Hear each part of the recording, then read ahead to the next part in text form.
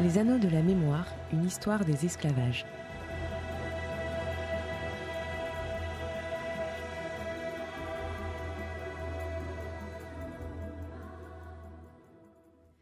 Chers auditeurs et auditrices, bonjour. Nous retrouvons pour cette nouvelle émission Bernard Michon, maître de conférences en histoire moderne à l'Université de Nantes et membre du Centre de recherche en histoire internationale et atlantique.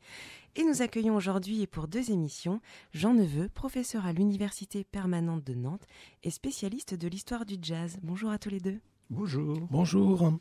Cette année, nous célébrons le 100e anniversaire de l'arrivée du jazz à Nantes. C'était le 12 février 1918.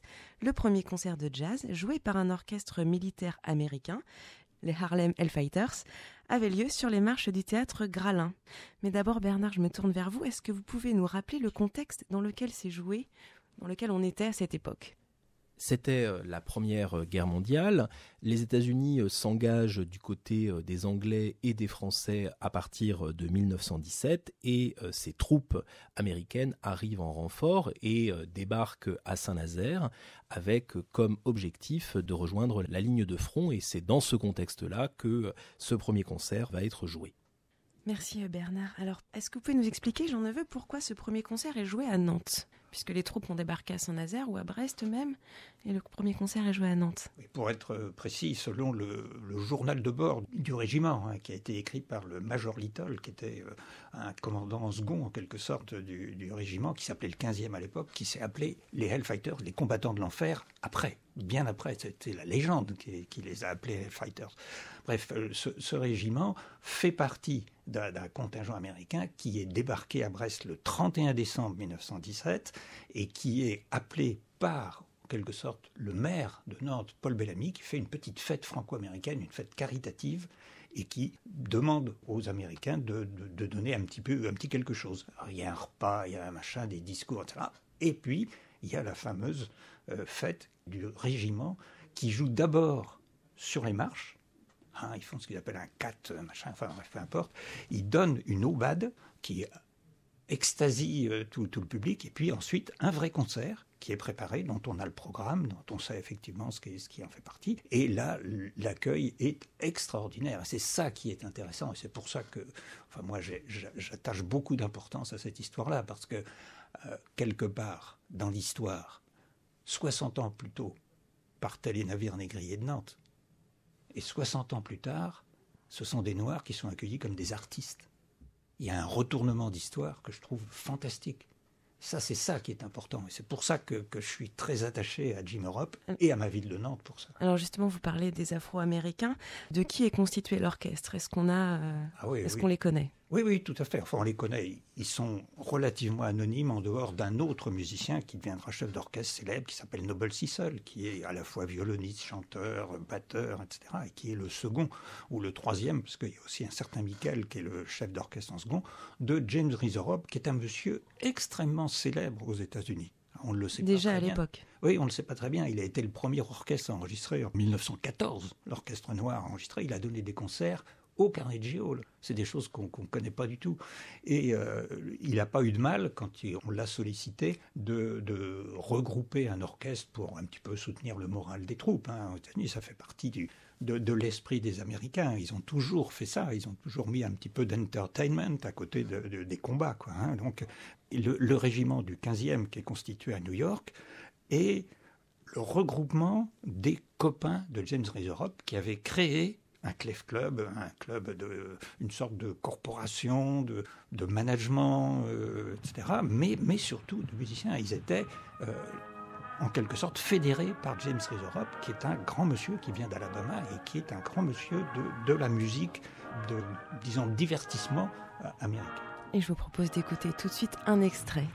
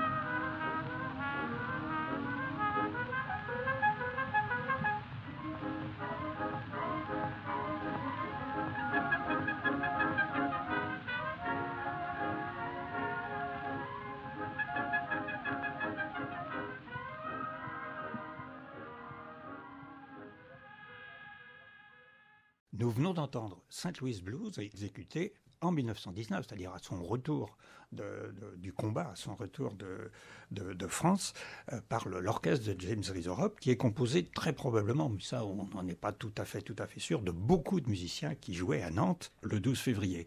Et ce que l'on entend, c'est un peu la préhistoire du jazz. Bon, c'est un thème que les amateurs de jazz connaissent, St. Louis Blues. Ça a été écrit, réécrit, parce que c'était du folklore. Ça a été écrit par William Handy, qui est un grand monsieur de l'histoire du jazz africain-américain. Et James Rissorop le fait jouer d'une manière très particulière. Si on réécoute, on entend ce qu'on appelle des growls, c'est-à-dire des bruits anormaux sur les instruments. On entend des breaks, des morceaux, des petits morceaux de phrases qui sont détachés du contexte et du rythme. On entend des contrepoints joués par des clarinettes, etc. C'était très extrêmement nouveau à l'époque. Évidemment, aujourd'hui, c'est de l'archéologie, c'est particulier, mais c'est vraiment le jazz avant le jazz. Et ce qui est étonnant, c'est que c'est une musique qui a eu un succès fantastique. Et tout au long du périple des musiciens en France, eh bien, l'orchestre de Jim Europe a joué et le public a été totalement conquis. On peut donc dire que le virus du jazz est rentré grâce à ces armes-là. Mais ils n'étaient pas les seuls, il faut le dire. Jean-Neveu, avons-nous, justement, vous venez d'évoquer la réception enthousiaste du public, avons-nous des traces archivistiques dans la presse, par exemple, de la manière dont ce concert joué devant le Théâtre Gralin a été reçu par les Nantais ? Oui, alors c'est devant aidant, devant aidant. Oui, parce que le devant, c'était un petit peu pour faire plaisir au peuple, mais la salle était pleine, ça avait super bien marché, etc. Oui, on a des traces. On a d'abord un élément qui, pour moi, est tout à fait essentiel, parce que c'est le premier dans l'histoire qui fait mention de cette musique et qui dit, c'est le journaliste de l'Ouest Éclair qui dit le 10 2 jours avant, en annonçant le concert, qu'on ne s'imagine pas que cette musique de nègre, c'est le terme que l'on emploie forcément à l'époque, soit sans intérêt. C'est une musique de grand avenir et on en jugera. C'est la première fois qu'avant la musique, on dit que, etc. Le premier article connu en France, c'est celui d'Anne Sermette en 1919, un an et demi plus tard, quand Sidney Bechet joue à Lausanne, etc. Donc, en quelque sorte, Nantes a été le premier à rendre justice. Il y a eu aussi des choses assez amusantes. Le compte-rendu dans Nantes Mondain, qui était une sorte de petit magazine bimensuel, qui racontait un peu les événements culturels. Et puis, il y a eu une très long compte-rendu du concert dans le Phare de la Loire, dans l'Ouest Éclair, etc., qui explique comment fonctionne l'orchestre, qui est un comparatif intéressant avec la composition de l'orchestre symphonique et puis ce qu'en fait Jim Europe, qui remplace les clarinettes, etc., pour les bassons, etc. Voilà. Alors on l'a dit précédemment, donc c'est le premier concert de jazz qui s'est joué à Nantes, mais est-ce que c'est aussi le premier concert joué en France et plus largement en Europe ? Alors pas en Europe, parce que l'Angleterre, pour un problème de langue, a été la première à accueillir beaucoup de gens qui jouaient cette musique qu'on appelait la ragtime à l'époque. Il y a des enregistrements de 1898 à Londres, etc. Mais pour ce qui est du continent, oui. Et ça, je le tiens pas, je l'ai pas découvert. C'est Jean-Christophe Averty, que tout le monde connaît aujourd'hui. Le pauvre monsieur, il est mort il y a très peu de temps, qui m'avait mis sur la piste en l'an 2000. Il était au rendez-vous de l'Erdre, moi je l'accompagnais, etc. Il m'avait dit, mais vous devriez chercher, vous avez trouvé, etc. Et nous avons trouvé. Et effectivement, on a trouvé des traces intéressantes. Il y a aussi un très joli dessin des enfants de l'école de la Collinière qui représente le régiment défilant à Nantes avec les instruments. Alors c'est l'orchestre des nègres, comme l'on dit toujours, mais pourquoi le nègre est un mot inadmissible alors qu'on peut très bien le considérer comme un mot noble. L'art nègre, c'est quelque chose qui est extrêmement respectable.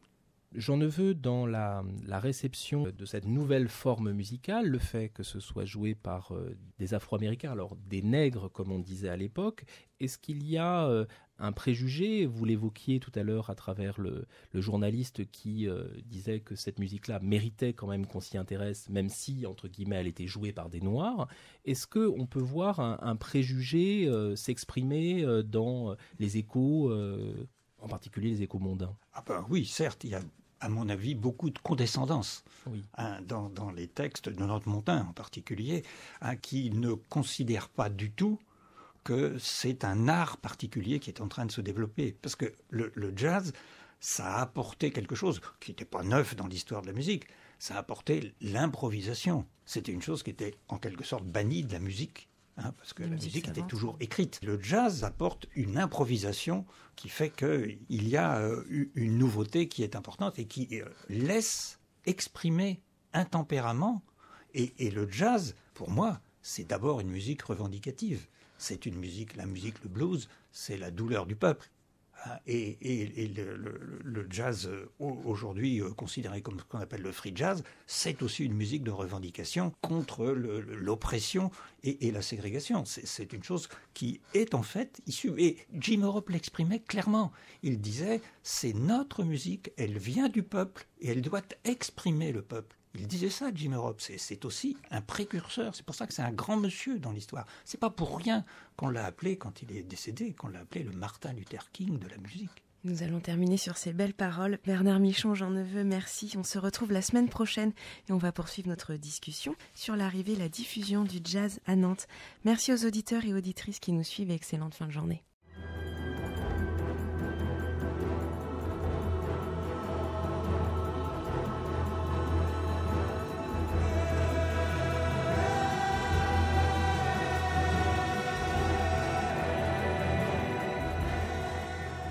C'était Les Anneaux de la Mémoire, une histoire des esclavages. Cette émission vous a été présentée par Barbara Chiron de l'association Les Anneaux de la Mémoire, avec à la technique José Pasquale.